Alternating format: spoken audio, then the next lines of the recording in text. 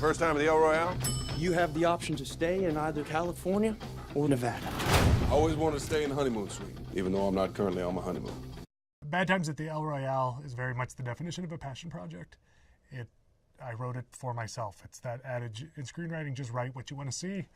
And I just went and locked myself in a hotel room in November of 2016 and just wrote the movie that I wanted to see. I think it started from a place of love of film noir, love of crime fiction, love of classic movies, ensemble movies where you don't quite know who the protagonist is, and you get to see a bunch of movie stars in a very small space.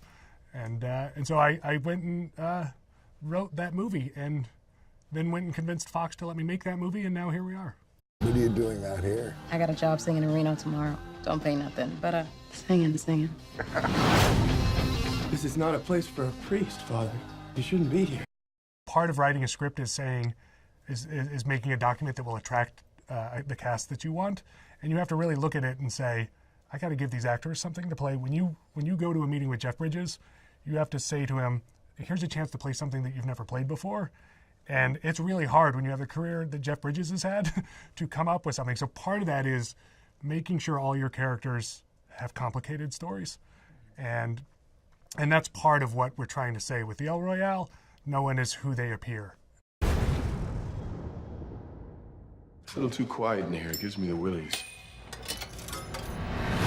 I had moments where I would sit around looking at our cast, looking at Jeff and Cynthia and Chris, John, Dakota, just sitting in a room with all of these heavyweights and thinking, how did I get here? I don't understand how I got to be so lucky, but it was never lost on me how special it was.